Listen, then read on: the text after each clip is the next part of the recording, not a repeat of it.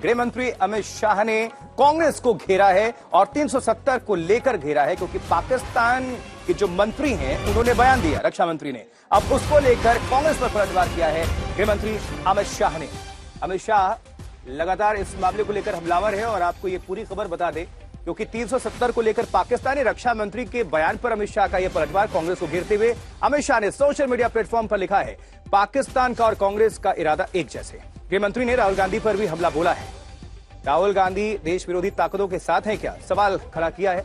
और इसको लेकर पाकिस्तानी रक्षा मंत्री ने बयान दिया कि नेशनल कॉन्फ्रेंस और कांग्रेस का जो स्टेटमेंट 370 को लेकर वो ठीक है। अब इस पर हमलावर हो गए अमित शाह और इसी को लेकर घेर दिया है कांग्रेस को।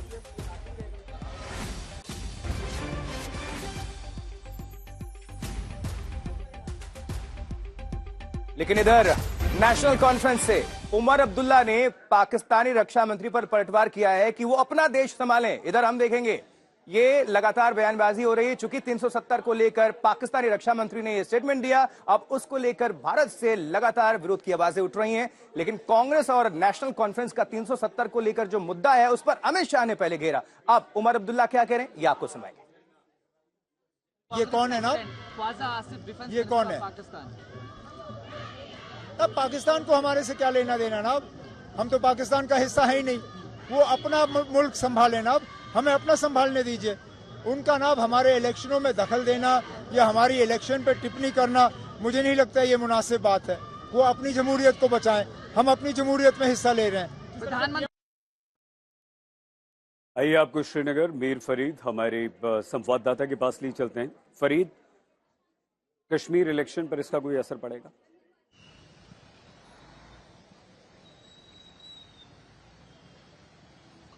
जी वैसे बिल्कुल पड़ेगा, क्योंकि अगर आप देखें टाइमिंग काफी ज्यादा इंपॉर्टेंट है, क्योंकि पहला फेज हो चुका है और जो दूसरे दो फेज हैं उसमें बीजेपी की उम्मीद काफी ज्यादा है, क्योंकि प्रॉपर जम्मू और जहां जम्मू में बीजेपी के स्ट्रांग होल्ड्स हैं वहां पे इलेक्शन होने वाला है।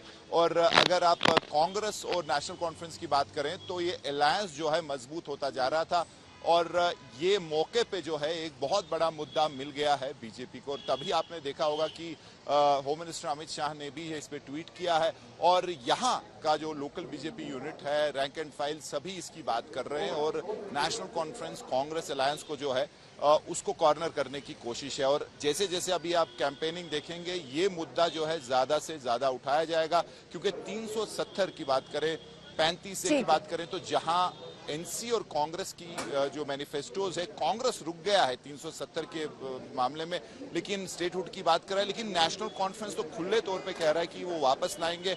और पाकिस्तान का डिफेंस मिनिस्टर आज जो है इन दोनों को अपना एक किस्म से साथी बना के जो है प्रेजेंट करने की कोशिश है। जी ठीक है, आप नजर बनाए रखिए। और देखिए केवल अमित शाह नहीं, यहाँ प्रधानमंत्री नरेंद्र मोदी भी सीधे तौर पर घेरने की कोशिश करते हुए नजर आ रहे हैं। वो भी जम्मू कश्मीर में ही मौजूद थे और उन्होंने वहां से सीधा संदेश ये दिया कि जो खानदान है वो जम्मू कश्मीर को बर्बाद कर रहे हैं। अब उनका मकसद नौजवानों को हाथों में पेन पकड़ाना है, पत्थर नहीं। इन खानदानों को लगता है कि कोई सवाल नहीं उठेगा। ये सीधे तौर पर प्रधानमंत्री यहाँ कहते नजर आए। इन्हें लगता है कि जम्मू कश्मीर को लूटना पैदाइशी हक है। तो पहले भी कह चुके हैं कि ये लड़ाई 3 खानदानों और नौजवानों के बीच में है। आपको चुनना है कि आपका भविष्य आप किधर देखते हैं। वो जो अभी तक कश्मीर को लूटते रहे हैं, क्या वही उन्हीं को अब एक बार फिर सत्ता की चाबी देना चाहते हैं? ये तय आपको करना है। इन 3 खानदानों को लगता है कि इन पर कोई कैसे सवाल उठा सकता है। इन 3 खानदानों को लगता है जैसे तैसे कुर्सी पर कब्जा जमाना और फिर आप सबको लूटना, ये इनका पैदाइशी हक है। जम्मू कश्मीर की आवाम को उनके जायज हक से महरूम रखना ही इनका सियासी एजेंडा रहा है। इन्होंने जम्मू कश्मीर को सिर्फ तशद्दुद यानी डर और इंतशार यानी अराजकता ही दी है। हमारी एक और पीढ़ी को, एक और नस्ल को इन 3 खानदानों के हाथों में तबाह नहीं होने दूंगा। इसलिए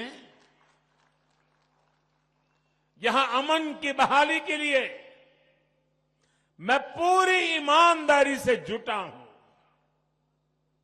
आज देखिए, पूरे जम्मू कश्मीर में स्कूल, कॉलेज आराम से चल रहे हैं। बच्चों के हाथ में पत्थर नहीं बल्कि पेन है, किताबें हैं, लैपटॉप है।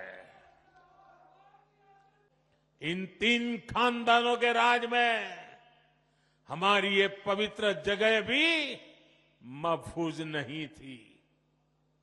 बीते दशकों में यहां फिल्मों की शूटिंग बंद हो गई थी, यहां सिनेमा हॉल पर भी ताला लग गया था। एक दौर था जब लाल चौक पर आना, यहां तिरंगा फहराना जान जोखिम में डालने वाला काम था। बरसों तक यहां लोग लाल चौक में आने से डरते थे, लेकिन अब तस्वीर बदल गई है।